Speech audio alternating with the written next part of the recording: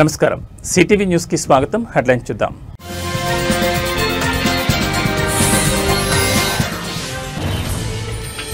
Jubilee hills bypoll అభ్యర్థిగా PCR కుమారుడి nomination అధికారిక అభ్యర్థిగా మాగంటి సునీత 3 సెట్ల నామినేషన్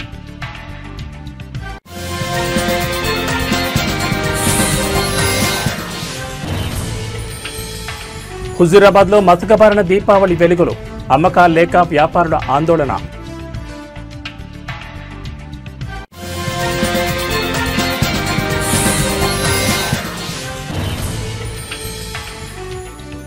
న్యాయ వ్యవస్థపై దాడి ఖండన కోళగొందలో ఎంఆర్పీఎస్ నిరసన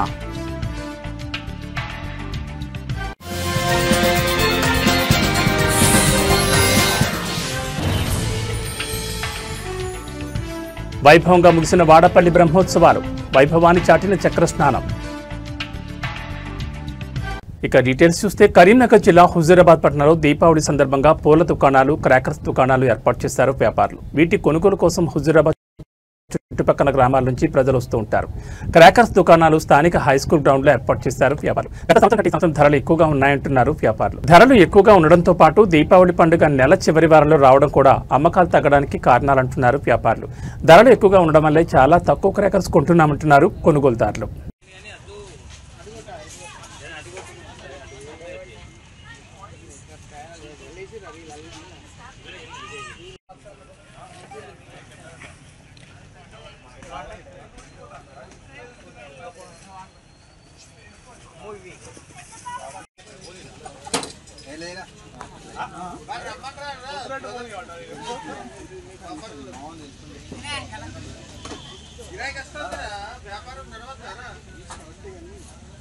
జూబ్లీహిల్స్ నియోజకవర్గ ఉప ఎన్నిక రాజకీయం రోజురోజుకు వేడెక్కుతోంది ప్రధాన పార్టీలు ఈ ఎన్నికను అత్యంత ప్రతిష్టాత్మకంగా తీసుకోవడంతో వ్యూహ ప్రతివ్యూహాలతో ముందుకు సాగుతున్నాయి ఈ క్రమంలో భారత రాష్ట్ర సమితి అనుసరిస్తున్న వ్యూహం ఇప్పుడు రాజకీయ వర్గాల్లో ఆసక్తి రేపుతోంది ఎలాంటి రిస్క్ తీసుకోకుండా బీఆర్ఎస్ ఒకే స్థానానికి ఇద్దరితో నామినేషన్లు దాఖలు చేయించింది జూబ్లీహిల్స్ బీఆర్ఎస్ అభ్యర్థిగా మాగంటి గోపీనాథ్ భార్య మాగంటి సునీత పేరును పార్టీ ఇప్పటికే ఖరారు చేసింది ఆమె పార్టీ తరఫున 3 సెట్ల నామినేషన్లు కూడా దాఖలు చేశారు అయితే ఊహించని పరిణామాలు ఎదురైతే పార్టీకి నష్టం జరగకూడదన్న ఉద్దేశంతో బీఆర్ఎస్ అధిష్టానం ముందు జాగ్రత్త చర్యలు చేపట్టింది ఇందులో భాగంగా దివంగత నేత పీసీఆర్ కుమారుడు మాజీ ఎమ్మెల్యే పి విష్ణువర్ధన్ రెడ్డితో కూడా పార్టీ తరఫున నామినేషన్ వేయించింది సాంకేతిక కారణాలతో లేదా ఇతర అభ్యంతరాల వల్ల సునీత నామినేషన్ తిరస్కరణకు గురైతే పార్టీ తరఫున అభ్యర్థి లేకుండా పోయే ప్రమాదాన్ని నివారించేందుకే ఈ ఏర్పాటు చేసుకున్నట్లు తెలుస్తోంది మరోవైపు అధికారిక కాంగ్రెస్ పార్టీ కూడా ఈ ఉప ఎన్నికను ఏమాత్రం తేలిగ్గా తీసుకోవడం లేదు ప్రచారాన్ని హోరెత్తించేందుకు 40 మందితో కూడిన స్టార్ క్యాంపైనర్ల జాబితాను విడుదల చేసింది ఈ జాబితాలో పలువురు మంత్రులు సీనియర్ నేతలు ఎమ్మెల్యేలకు చోటు కల్పించింది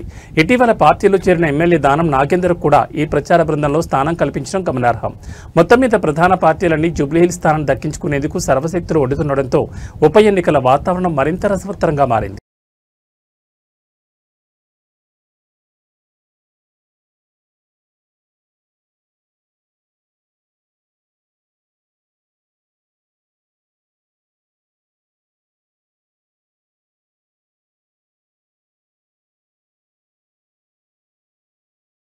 అనకాపల్లి జిల్లా నక్కపల్లి మండలం రాజేపేట పరిధిలో ఏర్పాటు కానున్న బల్క్ ట్రక్ పార్కుపై ప్రజా వ్యతిరేకత కొనసాగుతోంది పర్యావరణ ప్రభావం మత్స్యకారుల జీవనోపాధిపై ముప్పుందని స్థానికులు ఆందోళన వ్యక్తం చేస్తున్నారు ఈ నేపథ్యంలో విశాఖలో మీడియాతో మాట్లాడుతూ వైఎస్ఆర్ కాంగ్రెస్ పార్టీ మాజీ మంత్రి గుడివాడ అమర్నాథ్ ప్రజల వైపు నిలుస్తూ కీలక వ్యాఖ్యలు చేశారు బల్క్ ట్రక్ పార్కును ఆ ప్రాంత ప్రజలు వ్యతిరేకిస్తున్నారు వారి భావాలను ప్రభుత్వం గౌరవించాలి ప్రజానుమతి లేకుండా భూసేకరణ చేయకూడదని ఆయన స్పష్టం చేశారు తమ పార్టీ ప్రజాపక్ష పార్టీ అని ప్రతిపక్షంలో ఉన్న ప్రజల పక్షాన్ని వైసీపీ నిలుస్తుందని గుడివాడ అమర్నాథ్ పునరుద్ఘాటించారు ప్రజల అభిప్రాయమే తుది తీర్పుగా భావించి వారి మద్దతుతో మాత్రమే ఏ అభివృద్ధి కార్యక్రమమైనా జరగాలని ఆయన హితవు పలికారు కొన్ని ప్రధానమైనటువంటి ఇష్యూస్ ని మొన్న మా పార్టీ అధ్యక్షులు జగన్మోహన్ రెడ్డి గారు నర్సీపట్నం వచ్చినప్పుడు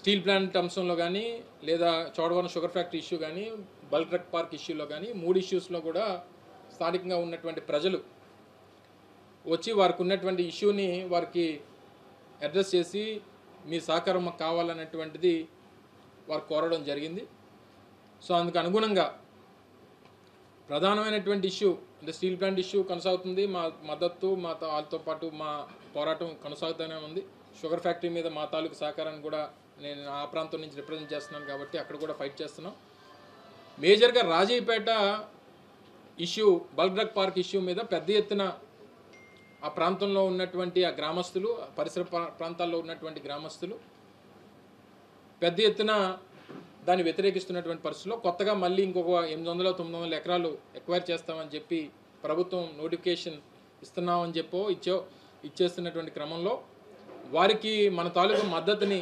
తెలియజేయాలనేటువంటిది మా పార్టీ అధ్యక్షులు గారు మొన్న వారు వచ్చి కలిసిన తర్వాత మాకు చెప్పడం జరిగింది. అయితే ప్రజలను ఒప్పించి మీరు టేకప్ చేయండి, లేని పక్షంలో ప్రజలు ఏదైతే కోరుకుంటున్నారో దానికి వైఎస్ఆర్ కాంగ్రెస్ పార్టీ మద్దతు పలుకుతుంది అనేటువంటిది వారు చెప్పడం జరిగింది. వారి డిమాండ్స్కి వారితో పాటు వారికి సంఘీభావం తెలియజేసేటువంటి దానికి రేపు 22వ తారీఖున రాజీపేట ఉమ్మడి విశాఖపట్నం జిల్లా నాయకత్వం అంతా కూడా అక్కడికి వెళ్ళి వారికి మద్దతు పలికేటువంటి కార్యక్రమం చేయబోతాం. స్టాండ్ ప్రతిపక్షంలో ఉన్నా అధికారంలో ఉన్నా ఎక్కడున్నా సరే మా స్టాండ్ ప్రజల పక్షాన, అధికమైనటువంటి ప్రజలు ఏది కోరుకుంటారో దానికి వైఎస్ఆర్ కాంగ్రెస్ పార్టీ కట్టుబడి ఉంటుంది అనేటువంటిది మా విధానం, దానికే కట్టుబడి ఉంటాం. రాష్ట్ర బీసీజేఏసీ పిలుపు మేరకు నారాయణపేట జిల్లా కొడంగల్ నియోజకవర్గం గుండుమాల్ మండల కేంద్రంలోని శివాజీ చౌరస్తాలో 42% బీసీ రిజర్వేషన్లను వెంటనే అమలు చేయాలని డిమాండ్ చేస్తూ అన్ని ప్రధాన రాజకీయ పార్టీల నేతలు పోటాపోటీగా నిరసన కార్యక్రమం చేపట్టారు. మండలంలో ప్రభుత్వ, ప్రైవేట్ పాఠశాలలు, ప్రభుత్వ కార్యాలయాలు స్వచ్ఛందంగా బంద్కు సహకరించాయి. ఈ సందర్భంగా మండల కేంద్రంలోని కూడలలో బీజేపీ, బీఆర్ఎస్, కాంగ్రెస్ నాయకులు బైఠాయించి ధర్నా చేపట్టారు. 42% బీసీ రిజర్వేషన్లు తక్షణమే అమలు చేయాలని నేతలు డిమాండ్ చేశారు. వెనుకబడిన వర్గాలకు సముచిత స్థానం ప్రాధాన్యం ఇవ్వకపోతే రాష్ట్ర వ్యాప్తంగా ఆందోళనలు, నిరసన కార్యక్రమాలు మరింత ఉధృతం చేస్తామని హెచ్చరించారు. ఈ కార్యక్రమంలో బీఆర్ఎస్ మండల అధ్యక్షులు కారణకోట్ బాలాజీ, మాజీ సర్పంచ్ తిరుపతయ్య, రవీందర్ గౌడ్, ముదిరాజ్ సంఘం అధ్యక్షులు డీజే కృష్ణ, బోయిన్ వెంకటయ్య, డోరేపల్లి శ్రీను, కాంగ్రెస్ నాయకులు దడబాలయ్య, ఎంపీటీసీ బాలకృష్ణయ్య, కాంగ్రెస్ మాజీ సర్పంచ్ కృష్ణేగౌడ్, సుభాష్ గౌడ్, బీజేపీ మండల అధ్యక్షుడు పెట్టెలరాం, భక్తిమల్ల శ్రీకాంత్, బీసీ నాయకులు, ప్రజలు తదితరులు పాల్గొన్నారు.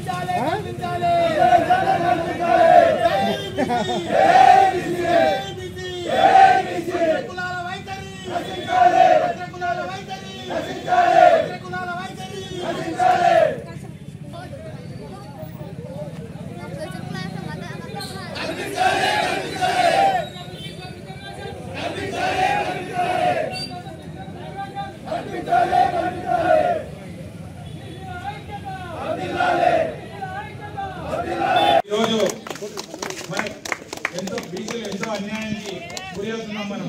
కాబట్టి 42% రిజర్వేషన్లు ఇట్లా వచ్చినట్లే వచ్చి అగ్రకులాల వారు పోయి మళ్ళీ కోర్టులో కేసు వేయడము, మనల్ని మళ్ళీ ఎన్నికలు దొబ్బడము చాలా దారుణమైన విషయము. కాబట్టి ఈరోజు మన బీసీలు అందరూ కూడా ఐక్యంగా ఉండి తెలంగాణ మొత్తాన్ని కూడా అన్ని మండలాల్లో, అన్ని జిల్లాలలో తెలంగాణ రాష్ట్ర వ్యాప్తంగా ధర్నాలు నిర్వహించడం జరిగింది. కాబట్టి బీసీలు మనం ఎప్పుడు ఏకదాటిగా ఉండి అన్ని కులాలు ఏకమై కూడా మనం 42% సాధించుకునే దాకా అన్ని విధాలుగా మనం నాగోల్ చౌరస్తాలో బీసీ హక్కుల సాధన సమితి ఆధ్వర్యంలో నేడు భారీ నిరసన కార్యక్రమం జరిగింది. బీసీలకు 42% రిజర్వేషన్ అమలు చేయాలని, పెండింగ్ లో ఉన్న బీసీ బిల్లును వెంటనే ఆమోదించాలని డిమాండ్ చేస్తూ ఈ బంద్కు పిలుపునిచ్చారు. రాష్ట్ర వ్యాప్తంగా ఇచ్చిన బంద్ పిలుపులో భాగంగా నాగోల్ చౌరస్తాలో బీసీ సంఘాలు, వివిధ రాజకీయ పార్టీలు మరియు సిపిఐ నాయకత్వంలో ఈ నిరసన కార్యక్రమం నిర్వహించాయి. ఈ సందర్భంగా సిపిఐ ప్రధాన కార్యదర్శి బొడ్డుపల్లి కృష్ణ మాట్లాడుతూ రాష్ట్రంలో బీసీలకు 42% రిజర్వేషన్ అమలు చేయాలని డిమాండ్ చేస్తూ ఈ నిరసన కార్యక్రమం చేపట్టామన్నారు. పెండింగ్ లో ఉన్న బీసీ బిల్లును ప్రభుత్వం వెంటనే అమలు చేయాలని స్పష్టం చేశారు. బీసీలకు 42% రిజర్వేషన్ కల్పించడం ద్వారానే వారికి సరైన సామాజిక న్యాయం జరుగుతుందని ఆయన అన్నారు.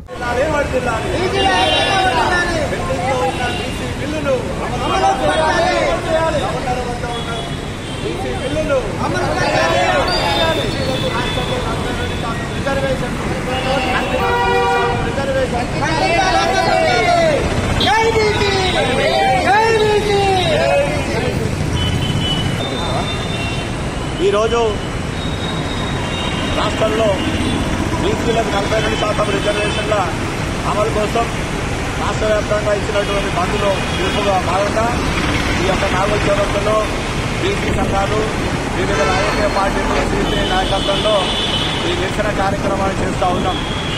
ఈనాడు ఉన్నటువంటి పరిస్థితుల్లో 42% రిజర్వేషన్ అమలు చేస్తూ స్థానిక ఎన్నికలకు వెళ్లాలని చెప్పేసి నా ప్రధాన డిమాండ్. అలాగే రాష్ట్రపతి ఓటర్ వద్ద ఉన్నటువంటి బీసీ బిల్లును వెంటనే ఆమోదించాలి, కేంద్రానికి పంపాలి. కేంద్ర ప్రభుత్వం కూడా ప్రసారం చేయకుండా మరి ఈ యొక్క బిల్లు పైన ఆమోదం అయ్యేటట్టు చూడాలని చెప్పేసి బీసీలకు న్యాయం జరగాలని కేంద్రంలో కానీ రాష్ట్రంలో కానీ బీసీలకు సపరేట్గా మంత్రివర్గ మంత్రిత్వ శాఖను ఏర్పాటు చేయాలని చెప్పేసి, అదేవిధంగా మరి రాష్ట్రంలో ప్రస్తుతం ఏదైతే రాష్ట్ర ప్రభుత్వం ఈ కోర్టుకు వెళ్ళిందో బీసీ బిల్లు మీద ఆ యొక్క బిల్లును నిలుపుదల చేస్తూ రాష్ట్ర హైకోర్టు స్టే విధించడం జరిగింది. ఆ యొక్క స్టేను వెంటనే రద్దు చేయాలని చెప్పేసి ప్రధానమైనటువంటి డిమాండ్. ఈ విధంగా మరి కేంద్ర రాష్ట్ర ప్రభుత్వాలు అధికార పాలకులు బీసీలకు అన్యాయం చేస్తూ ఉన్నారు. మరి ఈనాడు వాళ్ళ నోటి కాడి కూడును తీసేయడానికి ప్రయత్నం చేస్తూ ఉన్నారు. 70 సంవత్సరాల కాలంలో బీసీలకు ఇంకా అన్యాయమే జరుగుతుంది, ఇక సాగదు. దీనికోసం ఉద్యమాలు చేయడానికి ముందుకొస్తున్నాం. ఈ ఉద్యమం ఇప్పుడుతో ఆగదు. మరి ఈ ఉద్యమాన్ని ముందు ఇంకా తీవ్రతరం చేస్తామని చెప్పేసి ఈ సందర్భంగా తెలియజేస్తా ఉన్నాం. జై బీసీ, జై బీసీ, ఐక్యత, బీసీల ఐక్యత, బీసీల ఐక్యత, 42% బీసీ బిల్లును అమలుపరచాలి, 42% బీసీ బిల్లును అమలుపరచాలి. కోనసీమ తిరుమలగా పేరుగాంచిన వాడపల్లి శ్రీ వెంకటేశ్వర స్వామి వారి 13వ వార్షిక బ్రహ్మోత్సవాలు పూర్ణాహుతి చక్రస్నానం కార్యక్రమాలతో ఘనంగా ముగిశాయి. ఈ కార్యక్రమాల్లో కొత్తపేట ఎమ్మెల్యే బండారు సత్యానందరావు కుటుంబ సమేతంగా పాల్గొని స్వామివారిని దర్శించుకున్నారు. యువ నాయకులు బండారు సంజీవ్, సచిన్లు సతీ సమేతంగా పాల్గొన్నారు. ఈ సందర్భంగా ఎమ్మెల్యే మాట్లాడుతూ ఈ సంవత్సరం బ్రహ్మోత్సవాలు గత సంవత్సరాల కంటే మరింత వైభవంగా భక్తి శ్రద్ధలతో నిర్వహించబడ్డాయి. పుష్పాలంకరణ, విద్యుత్ దీపాలంకరణ భక్తులను విశేషంగా ఆకట్టుకున్నాయి. తిరుమల తరహాలో నిర్వహించిన వాహన సేవలు భక్తులకు అద్భుతమైన ఆధ్యాత్మిక ఆనందాన్ని అందించాయి. వాడపల్లి అభివృద్ధి స్వామివారి సంకల్పంతోనే సాధ్యమైంది. ఈ అభివృద్ధిలో భాగస్వామి కావడం నా అదృష్టంగా భావిస్తున్నారన్నారు. తిరుమల తరహాలో వాడపల్లి అభివృద్ధి చెందే దిశగా చర్యలు కొనసాగుతున్నాయి. మరికొన్ని సంవత్సరాల్లో వాడపల్లి మరింత అభివృద్ధి చెందేలా కృషి చేస్తామని ఎమ్మెల్యే పేర్కొన్నారు.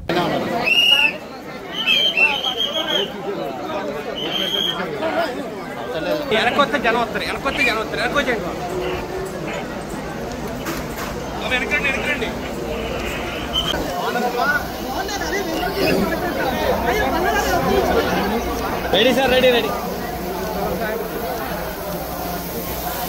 ఓకే.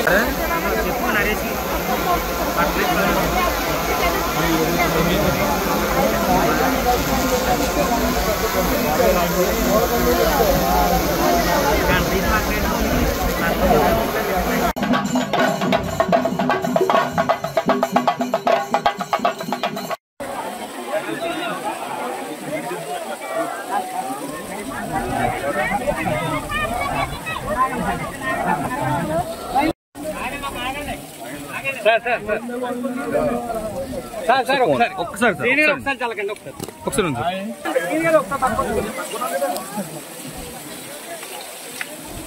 ఒకసారి వెనక్కి రా మనోజన్న, వెనక్కి రావాలి.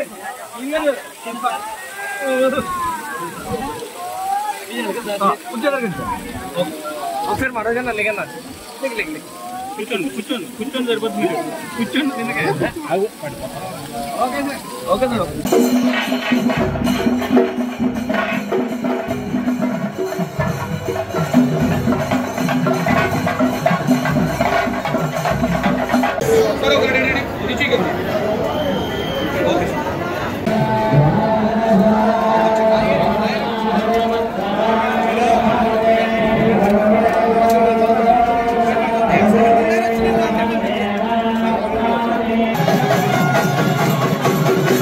నెల్లూరు జిల్లా గూడూరులో దారుణ ఘటన చోటు చేసుకుంది. మత్తులో రోడ్డుపై అపస్మారక స్థితిలో పడిపోయిన విద్యార్థులకు సహాయం చేయడానికి వెళ్లిన ఒక విలేకరుపై ఆ విద్యార్థులే తిరిగి దాడికి పాల్పడ్డారు.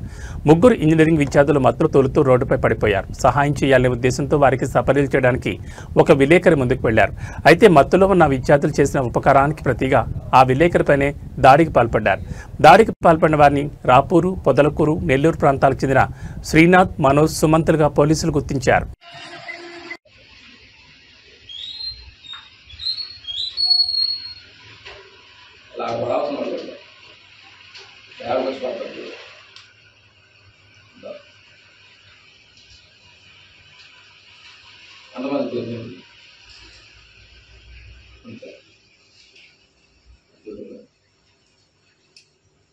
వెళ్ళిపోతున్నారు. చూడు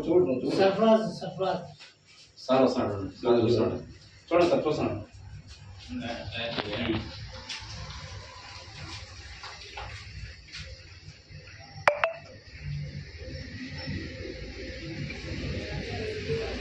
ఇప్పుడు కొట్టాక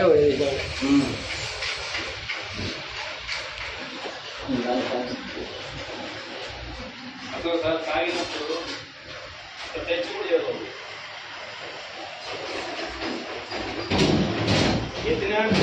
పైకి ఎత్తినా తప్పే, ఎత్తినా తప్పే.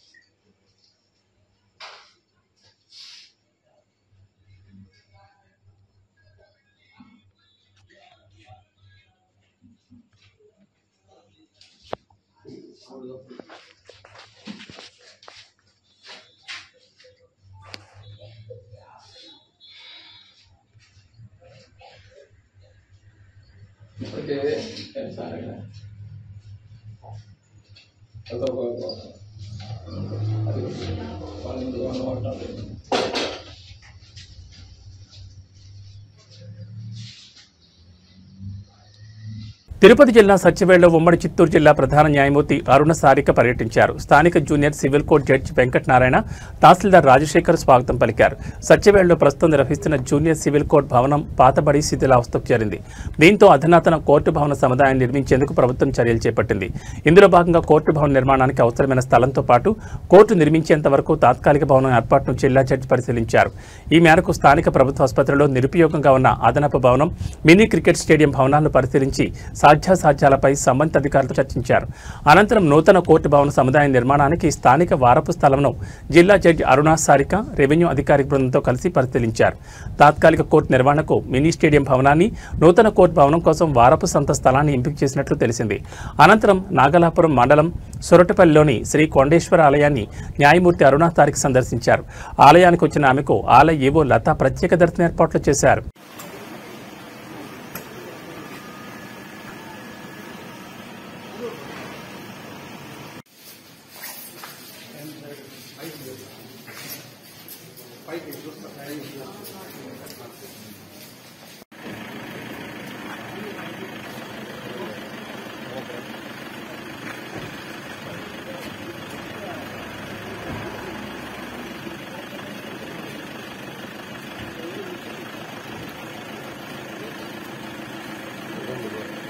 తిరుపతి జిల్లా నారాయణవనం మండలం బెత్తలతడుకు గ్రామంలో దళితులు గత 20 సంవత్సరాలుగా సాగు చేసుకున్న ప్రభుత్వ భూమికి పట్టాలు ఇవ్వకపోవడంపై సిపిఎం పార్టీ జిల్లా కార్యదర్శి వందవాసి నాగరాజు తీవ్రస్థాయిలో విమర్శించారు.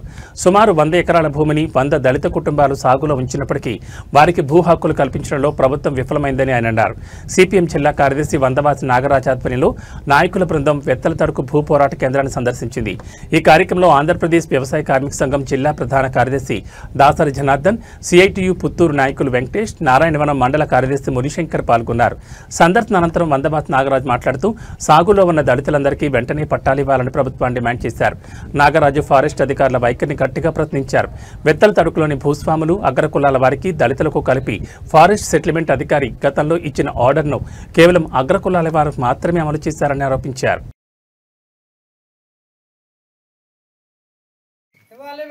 దళితులకు పట్టాలు వెంటనే, దళితులకు పట్టాలు వెంటనే, దళితులకు పట్టాలు వెంటనే, ప్రభుత్వం మాకు పట్టాలు వెంటనే, మా భూములకు పట్టాలు వెంటనే, ఎమ్మెల్యే గారు స్పందించి మా భూమి పట్టాలు వెంటనే, కోర్టులో కేసులు వెంటనే రద్దు చేపించాలి, కోర్టులో కేసు రద్దు చేపించాలి, ఈ భూమికి పట్టాలు వెంటనే, 20 ఏళ్లుగా పోరాడుతున్న సాగు చేస్తున్న భూమికి పట్టాలు వెంటనే, తరతరాలుగా మా తాతల నుంచి స్వాధీనంలో ఉన్న భూమికి పట్టాలు వెంటనే.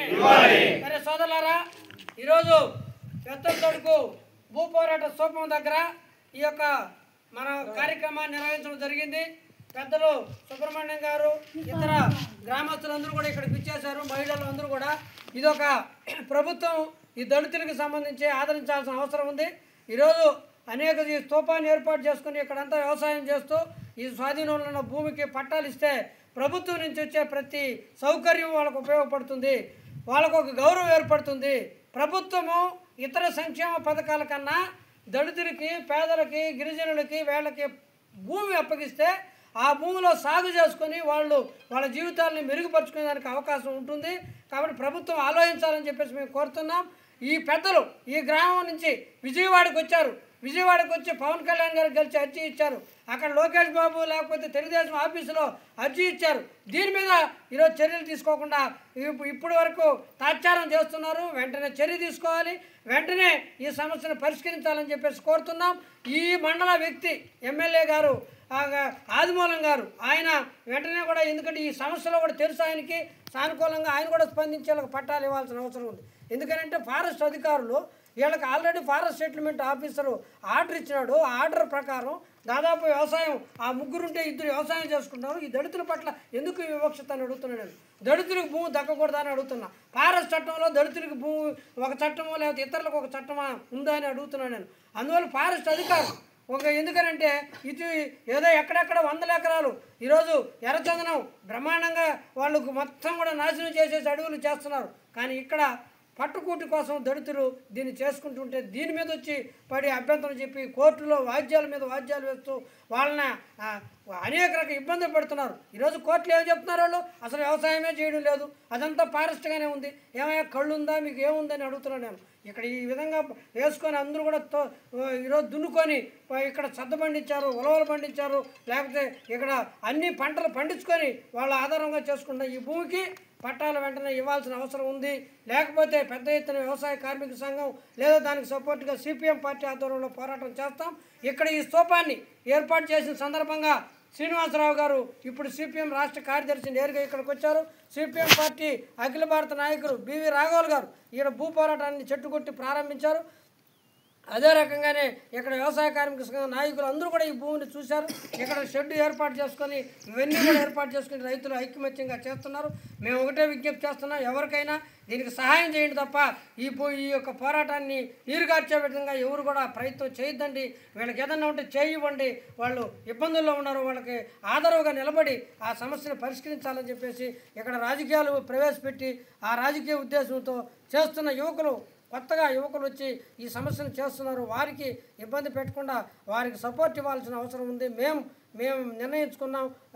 వ్యవసాయ కార్మిక సంఘం జిల్లా ప్రధాన కార్యదర్శి జనార్దన్ గారు వచ్చారు, నేను సిపిఎం పార్టీ కార్యదర్శి తరఫున నేను వచ్చాను, ఇక్కడ పుత్తూరు కార్యదర్శి వెంకటేష్ గారు వచ్చారు, అదేవిధంగా బిల్డింగ్ వర్కర్స్ నాయకుడు మునిశంకర్ వచ్చాడు. వీళ్ళందరూ కూడా వచ్చి మహిళలందరూ కూడా ఉన్నారు ఇక్కడ. వీళ్ళందరూ కూడా ఒక ఐకమత్యంతో ఈ పోరాటం చేయాలని చెప్తున్నారు. ఈ రాబోయే కాలంలో ఈ పోరాటం ఉధృతంగా సాగుతుంది. ప్రభుత్వం ఇప్పటికైనా స్పందించాలి. జిల్లా కలెక్టర్ గారు ఈ సమస్యలను పరిష్కరించుకునే వ్యక్తి కాబట్టి ఆయన కూడా చొరవ తీసుకుని, డాక్టర్ వెంకటేశ్వర గారు చొరవ తీసుకుని ఈ సమస్యను పరిష్కరించాలని చెప్పేసి నేను సిపిఎం పార్టీ తరఫున విజ్ఞప్తి చేస్తాను.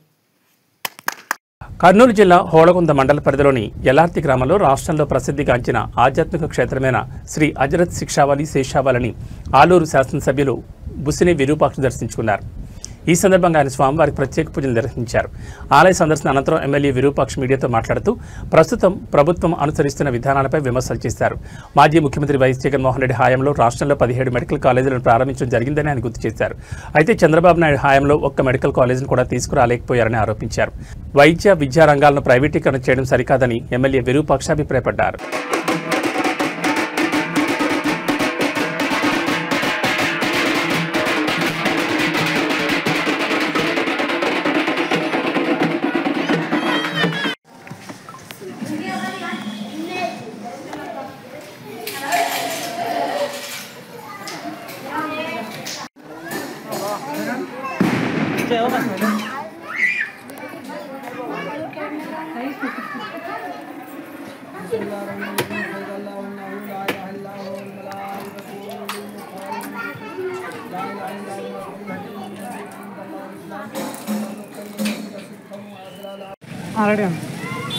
ఈరోజు హోళగుంద మండలం యలార్తి గ్రామంలో మన జగన్మోహన్ రెడ్డి ఆదేశాల మేరకు ఈరోజు కోటి సంతకాలు కార్యక్రమం మొదలుపెట్టాము.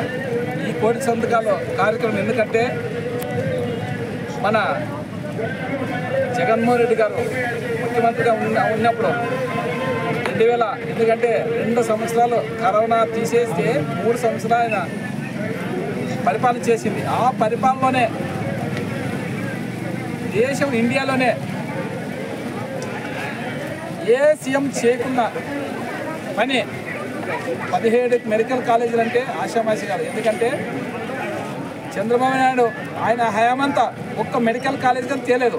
ఆయన 14 సంవత్సరాలు సీఎం అంటాడు, ఒక్క మెడికల్ కాలేజ్ కానీ తేలేదు. ఎందుకంటే ఆయనకి ఈ వైద్య విద్య అంటే ఆయనకి అంచబాటు రాలేదు.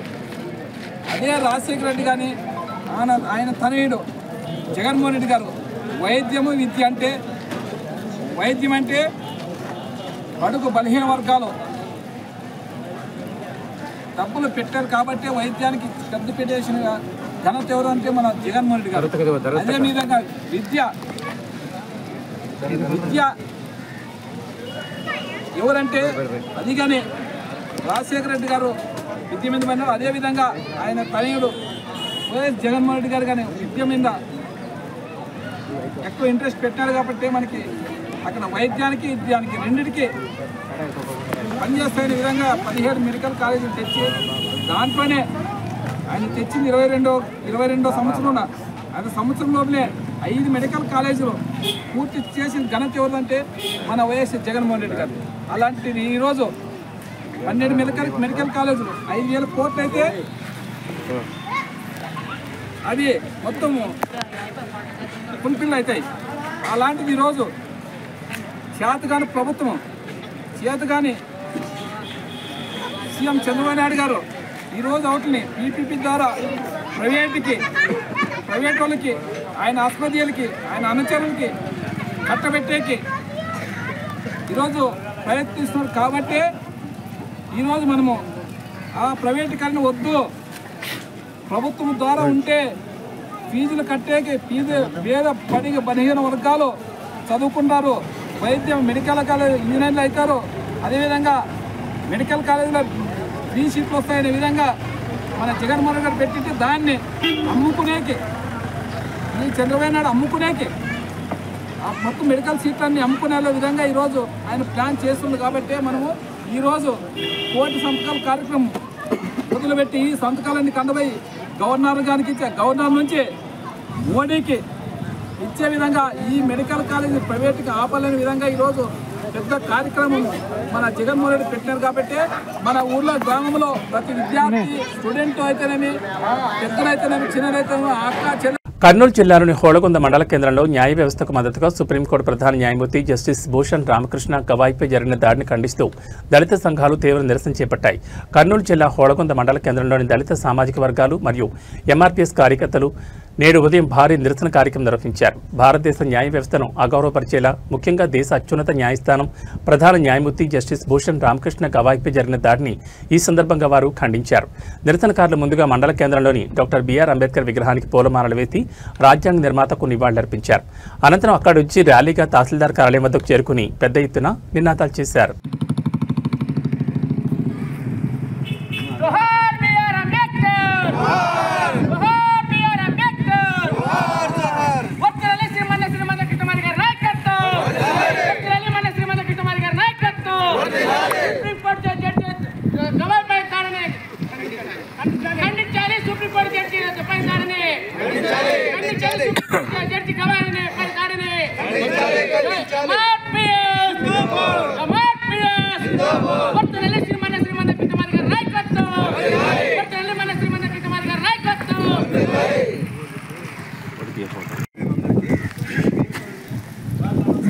ఈరోజు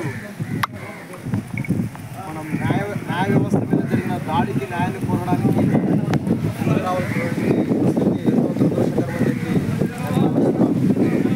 ఎందుకంటే యావత్ భారతావనికి మాకు అన్యాయం జరిగింది అంటే ఎక్కడికి పోతామంటే కోర్టుకు పోతాము, కోర్టు తరఫు కడతాము. అక్కడ న్యాయం జరగకపోతే మనకు ప్రధాన న్యాయ వ్యవస్థ ఏదైతే ఉందో సుప్రీంకోర్టు దగ్గరికి పోయి అది ఏ వ్యవస్థ ఎవరికైనా కానీ అవతల రాజకీయ వ్యవస్థ కావచ్చు, పోలీస్ వ్యవస్థ కావచ్చు, ఇంకోటి కావచ్చు ఎవరికైనా కానీ మాకు న్యాయం జరగలేదు అంటే సుప్రీంకోర్టు న్యాయం జరుగుతుంది నమ్మకంతో అక్కడ పోయి మనం న్యాయం కోసం పంపిస్తాం. కానీ అటువంటిది ఆ న్యాయ వ్యవస్థ మీదనే జరిగిన దాడి అని చెప్పి నేను భావిస్తున్నాను. ఇది వ్యక్తి మీద జరిగిన దాడినా, దళితుడు ఆ సీట్లో కూర్చున్నందుకు దాడి చేసినారా, లేకపోతే న్యాయ వ్యవస్థ మీద గౌరవం లేకుండా దాడి చేసినారా అనే దానికి ఇక్కడ మనము మన యొక్క పరిస్థితిని మనం అర్థం చేసుకోవాల్సిన ఆలోచించాల్సిన అవసరం ఏర్పడింది ప్రస్తుతానికి. ఎందుకంటే జస్టిస్ బిఆర్ గవాయ్ గారు దళిత సామాజిక వర్గానికి చెందిన వ్యక్తి. అదే సమయంలో ఈ షూ ఎవరైతే విస్తున్నాడో ఆయన కూడా దళిత సమాజానికి చెందిన వ్యక్తిగానే చెప్తున్నారు, రాకేష్ కిషోర్ లాయర్. కానీ రాకేష్ కిషోర్ చెప్పు విసిరిన తర్వాత సనాతన ధర్మాన్ని టార్గెట్ చేసే వాళ్ళని ఎవరిని కూడా మేము ఉపేక్షించమన్నట్లుగా ఆయన చెప్తున్నటువంటి మాటలు ఏవైతే ఉన్నాయో అవి మనము వినడం జరిగింది. మరి ధర్మం అందరికీ ముఖ్యమే, ధర్మం గొప్పదే. కానీ ధర్మంలో మనం భాగస్వాములం అయినప్పుడు మన మీద దాడి జరగడం ఏమనేది ఇక్కడ ప్రశ్న. మనము కూడా ఆ ధర్మంలో భాగమే అని చెప్పేసి చెప్తున్నారు, మనము సనాతన ధర్మంలో భాగమే అని చెప్తున్నారు, సనాతన ధర్మాన్ని మనం పాటించాలని చెప్తున్నాం. మరి మన మీద దాడి జరగడం ఏమి? ఒక దళితుడి మీద దాడి చేసే విధంగా ప్రేరేపించిన శక్తులు ఏమున్నాయి? కాబట్టి ఈ యొక్క జరిగిన దాడి ఏదైతే ఉందో ఈ దాడి మీద కూలంకుషంగా ఒక సిబిఐ కావచ్చు, లేకపోతే ఏదైనా సిట్టింగ్ జడ్జితో కావచ్చు, ఏదైనా విచారణ జరిపించి దాడి జరగడానికి దారి తీసిన పరిస్థితులు ఏమున్నాయి? మా ఎన్నో వాదోపవాదనలు జరిగినాయి, ఎన్నో విశిష్టమైన తీర్పులు వచ్చినాయి సుప్రీంకోర్టు నుంచి, ఎన్నో చారిత్రాత్మకమైన తీర్పులు ఇచ్చినారు సుప్రీంకోర్టు ఆ స్థానంలో కూర్చొని. ఒక ప్రధాన న్యాయమూర్తి ఈరోజు రాజ్యాంగ వ్యవస్థలను ప్రశ్నించగలిగే పరిస్థితుల్లో సుప్రీంకోర్టు ఉంది. ఏదైనా మన రాజ్యాంగ పరిస్థితి అంటే మనకు పార్లమెంట్ ఏదైనా తప్పు చేసినదని ప్రశ్నించగలిగే పరిస్థితుల్లో సుప్రీంకోర్టు ప్రధాన న్యాయమూర్తి ఉన్నాడు. అటువంటి వ్యక్తి మీద అంటే అటువంటి వ్యవస్థ మీద ఒక వ్యక్తి ద్వారా దాడి చేయించడం అనేది చాలా తప్పు. మరి దీన్ని నిరంకుశత్వంగా వాళ్ళ యొక్క మనసులో ఉన్నటువంటి నిరంకుశమైన భావాలకు ప్రతిగా మేము భావిస్తున్నాం. ఖచ్చితంగా దీన్ని ఖండించడానికి గౌరవనీయులు మాన్యశ్రీ పద్మశ్రీ మందకృష్ణ గారి నేతృత్వంలో జరుగుతున్నటువంటి దాడిలో ప్రతి ఒక్కరు ఖండిస్తున్నారు, ప్రతి ఒక్కరు ఖండించాల్సిన అవసరం ఉంది.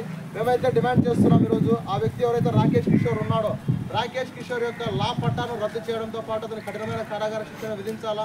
అదేవిధంగా దీని వెనుక ఏదైతే ప్రోత్బల శక్తులు ఉన్నాయో ఆ శక్తుల్ని కూడా గుర్తించి దాన్ని తీసుకుని వచ్చి కోర్టు ముందు నిలబెట్టి వారికి సరైన శిక్షలు పడే విధంగా చర్యలు తీసుకోవాలని కోరుకుంటూ ఇచ్చిన అవకాశాన్ని జై భీమ్. విశాఖలో గూగుల్ డేటా సెంటర్ ఏర్పాటుపై రాజకీయం వేడెక్కుతోంది. వైసీపీ వ్యతిరేకిస్తోందని టీడీపీ అధీన ఎల్లో మీడియా తప్పుడు ప్రచారం చేస్తోందని మాజీ మంత్రి గుడివాడ అమర్నాథ్ మండిపడ్డారు. డేటా సెంటర్ను స్వాగతిస్తున్నామని, కానీ రాష్ట్రానికి లాభమేంటో ప్రభుత్వం స్పష్టం చేయాలంటూ ప్రశ్నించారు. విశాఖ నగరంలో గూగుల్ డేటా సెంటర్పై రాజకీయ దుమారం కొనసాగుతూనే ఉంది. ఈ ప్రాజెక్టును వ్యతిరేకిస్తున్నామని తప్పుడు ప్రచారం చేయడాన్ని మాజీ మంత్రి గుడివాడ అమర్నాథ్ తీవ్రంగా ఖండించారు. వైఎస్ఆర్ కాంగ్రెస్ పార్టీ ఎప్పుడూ అభివృద్ధికి వ్యతిరేకంగా ఉండదని, తమ ప్రభుత్వ కాలంలోనే విశాఖను ఐటీ హబ్గా తీర్చేందుకు బలమైన పునాదులు వేశామని గుర్తు చేశారు. గూగుల్ డేటా సెంటర్ను మేమే ఆహ్వానించాం, కానీ ప్రభుత్వం 22,000 కోట్ల రూపాయల రాయితీలు ఇస్తున్నప్పుడు అందుకు బదులుగా రాష్ట్రానికి వచ్చే ఆదాయం, ఉద్యోగ అవకాశాలు ఏంటన్నది ప్రజలకు స్పష్టంగా చెప్పాలని డిమాండ్ చేశారు. మేము చాలా క్లియర్గా చెప్పాం. దాన్ని కూడా కొన్ని మీడియా ఛానల్స్ కానీ లేదా వారి పార్టీకి సంబంధించినటువంటి కొన్ని మాధ్యమాలు కానీ వైఎస్ఆర్ కాంగ్రెస్ పార్టీ దీన్ని వ్యతిరేకిస్తుంది అనేటువంటి ఒక రాంగ్ ప్రొపగాండాని చేసేటువంటి ప్రయత్నం చేశారు. నేను చాలా క్లియర్గా చెప్పాను, గూగుల్ డేటా సెంటర్ విశాఖపట్నంలో ఎస్టాబ్లిష్ చేయడం అనేటువంటి దాన్ని మేము స్వాగతిస్తున్నాం అనేటువంటి మాట చాలా క్లియర్గా కేటగారికల్గా ఆ రోజు చెప్పాను. మీ అందరూ కూడా ఉన్నారు. అయితే ఏర్పాటు చేసేటువంటి క్రమంలో ఈ రాష్ట్ర ప్రభుత్వం ఇచ్చేటువంటి 22,500 కోట్ల రూపాయల ఇన్సెంటివ్స్తో పాటు వారికి ఇచ్చేటువంటి ప్రయోజనాలు అన్నీ కూడా చాలా క్లియర్గా జీవో రూపంలో ఏదైతే ఉందో అవన్నీ కూడా ప్రజలకు చెప్పేటువంటి ప్రయత్నం చేసాం. ప్రజలు కూడా అవన్నీ కూడా తెలుసు. సరే, ఒక రాష్ట్ర ప్రభుత్వం రాష్ట్ర ప్రయోజనాలన్నింటి కూడా పక్కన పెట్టి ఒక సంస్థకి భూములు ఇచ్చి రాయితీలు ఇచ్చి ఇవన్నీ ఇచ్చేసినప్పుడు మన రాష్ట్రానికి వచ్చేటువంటి ఉపయోగం నిరుద్యోగ యువతకి ఉపాధి అవకాశాలు కల్పించేటువంటిది, రెండు రాష్ట్రానికి సంబంధించినటువంటి రెవెన్యూ జనరేషన్, ఇవి ప్రధానమైనటువంటి అంశాలు. మేమేం చెప్పాం, అది నేను కూడా సొంతంగా చెప్పినటువంటిది కాదు. గతంలో జరిగినటువంటి క్యాబినెట్ మీటింగ్లో, ఎస్ఐపిబి మీటింగ్లో రైడెన్ అనేటువంటి సంస్థ ద్వారా Google data centre 1 gigawatt data సెంటర్ని ఏర్పాటు చేసేటువంటి క్రమంలో 200 మందికి ఉపాధి కల్పిస్తున్నాం అనేటువంటి మాటని క్యాబినెట్ ఎస్ఐపిబి మీటింగ్స్లో వారికి సంబంధించినటువంటి ఈనాడు ఆంధ్రజ్యోతి పేపర్స్లో కూడా చాలా క్లియర్గా అందులో మెన్షన్ చేయడం జరిగింది. అదే నేను అడిగాను. మాకున్నటువంటి సమాచారం కూడా అదే, వారు రాసింది కూడా అందులో ఏమి క్లారిటీ చాలా క్లియర్గా ఉంది. అయితే లోకేష్ గారు వారికి సంబంధించినటువంటి మిగిలినటువంటి వారి బృందం, వారికి సహచర మంత్రులు వీళ్ళందరూ కూడా 2 లక్షల మందికి అంటే 1,90,000 మందికి ఉద్యోగ అవకాశాలు కల్పించబోతున్నాం అనేటువంటి మాట వారు చెప్తా ఉన్నారు. నాకు తెలిసి గూగుల్కి ప్రపంచవ్యాప్తంగా ఉన్నటువంటి వారి డెవలప్మెంట్ సెంటర్స్లో కానీ లేదా రీసెర్చ్ సెంటర్స్లో కానీ లేదా డేటా సెంటర్స్లో కానీ వారికి పూర్తిగా ఉన్నటువంటి గూగుల్ ఎంప్లాయీసే 1,82,000 నుంచి 1,87,000 మంది ప్రపంచవ్యాప్తంగా ఉన్నటువంటి వారు. అలాంటిది ఒక్క విశాఖపట్నంలో గూగుల్ డేటా సెంటర్ ద్వారా 1,88,000 మందికి ఉద్యోగ అవకాశాలు వస్తాయని చెప్పి వారు క్లెయిమ్ చేస్తూ ఉన్నారు. దీని మీద క్లారిటీ అడిగాం. వారేమో 200 అంటున్నారు, మీరు 1,80,000 అంటున్నారంటే దానికి ఏం సమాధానం ఇస్తాడు? ఈ ఐటీ గతంలో పనిచేసినటువంటి ఐటీ మంత్రికి మీద విపరీతమైన ట్రోల్స్ చేశారు, ట్రోలింగ్ గురైనటువంటి మంత్రి. ఇదా సమాధానం? అసలు ట్రోలింగ్ అనేటువంటి దానికి జాతిపితవి నువ్వు. దానికి సమాధానం చెప్పకుండా దేనికి పనికి వస్తా చెప్పు. సరే, ఇప్పుడు మళ్ళీ నేను కూడా దాని జోలికి వెళ్ళదలుచుకోలే. నేను 200 అనేటువంటిది మీరు చెప్పినటువంటి మాటనే ప్రజలకు చెప్తున్నా. మీరు 2 లక్షలు అని చెప్పి మీరు చెప్తున్నారు.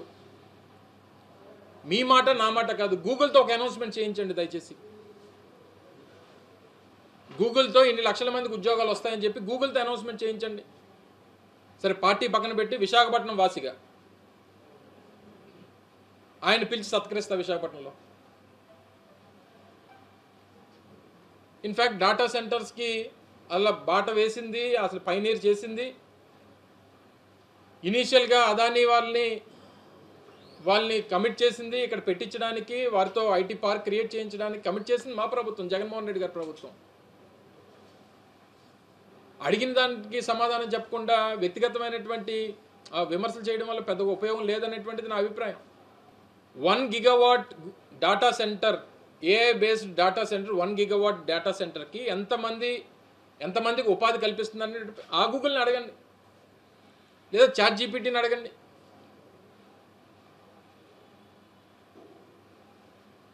ఎల్పాసో అనేటువంటి ఒక ప్రాంతం, అమెరికాకి సదర్న్ టిప్లో, మెక్సికోకి అమెరికాకి బోర్డర్లో ఎల్పాసో అనేటువంటి ఒక సిటీలో మెటా వాళ్ళు 1 గిగావాట్ డేటా సెంటర్ని ఏర్పాటు చేస్తూ ఉన్నారు. కన్స్ట్రక్షన్ స్టార్ట్ అయింది. 2028 సంవత్సరం కల్లా అది ప్రారంభం కాబోతూ ఉంది.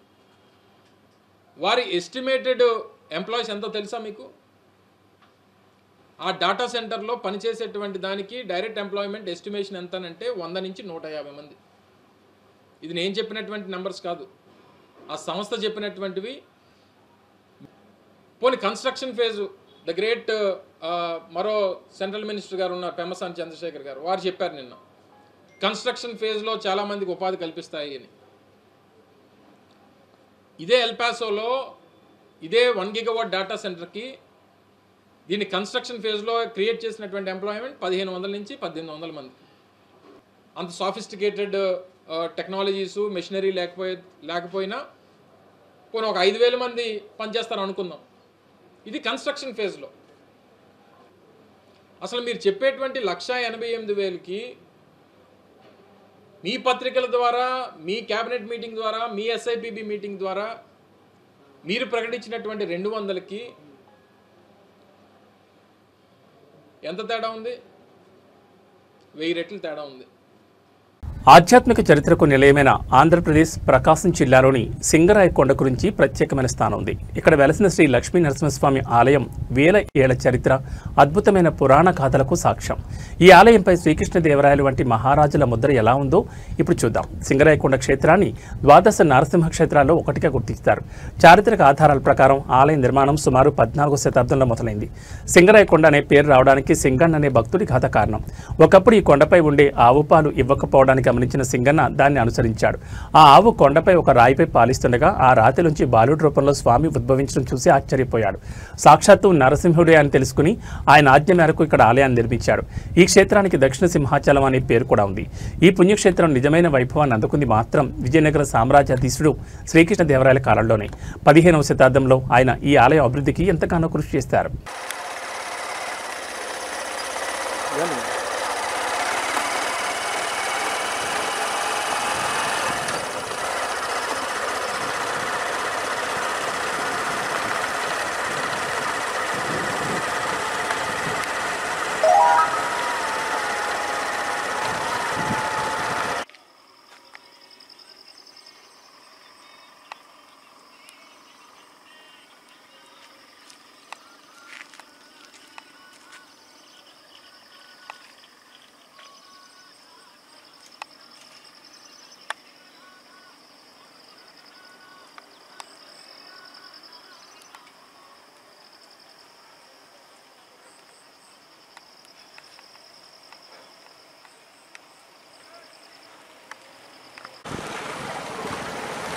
ఎట్లా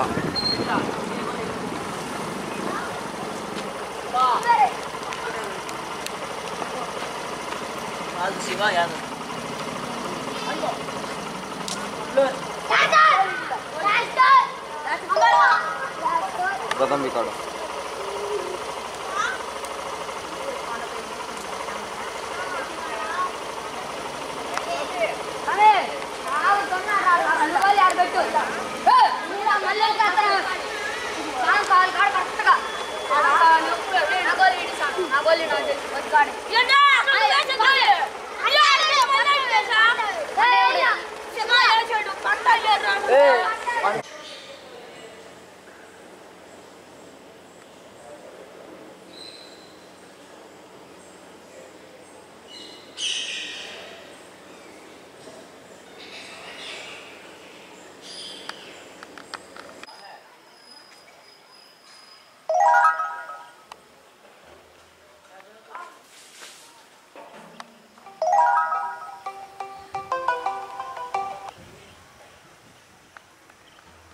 హాయ్ నమస్తే, వెల్కమ్ టు ట్రూత్ న్యూస్. నా పేరు జిలాని, ప్రకాశం డిస్టిక్ సింగరాకొండ. ప్రకాశం జిల్లాలోని పాత సింగరాకొండ గ్రామంలో దక్షిణ సింహాచలంగా పిలువబడే లక్ష్మీ నరసింహస్వామి దేవస్థానంలో ఉన్నాం. ఈరోజు ఆ దేవస్థానం గురించి మనం పూర్తిగా తెలుసుకుందాం. సముద్ర పశ్చిమాన నారద దేవుని ప్రతిష్టాత్మక శ్రీ లక్ష్మీ నరసింహస్వామి నవేదాత పురాణములకు దక్షిణ సింహాచలంగా ప్రసిద్ధిగాంచిన శ్రీ లక్ష్మీ నరసింహస్వామి క్షేత్రం ప్రకాశం జిల్లా పాత సింగరాకొండ గ్రామంలో వెలిసి ఉన్నారు. పర్ణశాల దేవ ఋషులు నారదమునులు ప్రత్యేకమైన ఈ క్షేత్రం నందు శ్రీ యోగానంద లక్ష్మీ నరసింహస్వామి సముద్రం పొంగునని నిగ్రహించినట్టుకు మహాప్రస్థానంగా సముద్రంలోనికి 2 కోసాల దూరంలో వెలిసి ఉన్నారు. త్రేతాయుగంలో మహావిష్ణువు అవతారమైన ఈ శ్రీ రామచంద్రుని చేత శ్రీ యోగానంద లక్ష్మీ నరసింహస్వామి వారి అనుగ్రహం దక్షిణ సింహాచలంగా ప్రసిద్ధి చెందింది. శ్రీ భూ వర లక్ష్మీ నరసింహస్వామి వారి ప్రతిష్ట జరిగింది. గాంచిన పుణ్యక్షేత్రం శ్రీ వీరాంజనేయ స్వామి స్వయంభూగా వెలిచి ఇక్కడ స్వర్ణాజ విదంతంగా ఆంధ్ర రాజ శోభితగా పల్లవ రాజుల కాలం నుంచి కలియుగ శోభిత రాజులు విజయనగర సామ్రాజ్యం ప్రభువులైన శ్రీకృష్ణదేవరాయలు అనంతరం వరకు శ్రీకృష్ణదేవరాయలంత వరకు శ్రీ స్వామి వారిని సేవా కార్యక్రమాలు చేపట్టారు. ఇక్కడ అనేక భూ విరాళాలు ఇచ్చినట్టుగా శాసనం చెప్తుంది. దక్షిణ సింహాచలంగా పిలువబడే లక్ష్మీ నరసింహస్వామి గుడి, ఈ గుడి దగ్గర ఆలయ పూజారి గారు ఉన్నారు. ఆయన గుడి విశిష్టత గురించి అడిగి తెలుసుకుందాం. సముద్ర పశ్చిమ తటే నారదేన ప్రతిష్ఠితం శ్రీ నృసింహాలయం దృష్ట్వా పునర్జన్మన విద్యతే. శ్రీ వరాహ లక్ష్మీ నరసింహస్వామి వారి దేవస్థానం, పాత సింగరాయకొండ, ప్రకాశం జిల్లా. ఈ యొక్క దేవస్థానం పూర్వం దేవఋషి నారదుడు స్వామివారిని ఇక్కడ స్వామివారి కోసం తపస్సు చేయగా స్వామివారు స్వయం వ్యక్తంగా ఇక్కడ వెలిసి ఉన్నారు. తర్వాత త్రేతాయుగంలో సీతాలక్ష్మణ సమేతంగా శ్రీరామచంద్రమూర్తి ఇక్కడ స్వామివారిని దర్శించి ఇక్కడ వరాహ లక్ష్మీ నరసింహస్వామివారిని ప్రతిష్ఠించారు. అప్పటి నుండి ఈ క్షేత్రం దక్షిణ సింహాచల క్షేత్రంగా ప్రసిద్ధి చెందింది. తరువాత ఇక్కడ యోగానంద స్వామి వారికి వాకిలి నేరుగా ఉండదు. పూర్వం బ్రిటిష్ వాళ్ళు సముద్ర మార్గం కనుక్కున్న తర్వాత స్వామివారికి ఎదురుగుండా ఆ సముద్ర మార్గంలో ప్రయాణించేటప్పుడు ఆ యొక్క స్టీమర్లు స్వామివారి దృష్టికి తగలబడిపోతుండేవి. అందుకని బ్రిటిష్ వాళ్ళు ఆ యొక్క స్వామి దృష్టి అక్కడ పడకూడదని స్వామివారి యొక్క ముఖద్వారాన్ని కొద్దిగా పక్కకు జరిపి కట్టారు. అప్పటి నుండి ఆ పడవలు కాలిపోవటం అనేది పూర్తిగా ఆగిపోయాయి అన్నమాట. అప్పటి నుండి ఆ యొక్క ముఖద్వారం పక్కకు జరపటం అపరాధం కాబట్టి అపరాధ రుసుము అంటే పెనాల్టీ కింద రోజుకి ₹1 బ్రిటిష్ వాళ్ళు ఉన్నంతకాలం. ఇవి బులెటిన్ విశేషాలు. మరో బులెటిన్లో మళ్ళీ కలుసుకుందాం. నమస్కారం.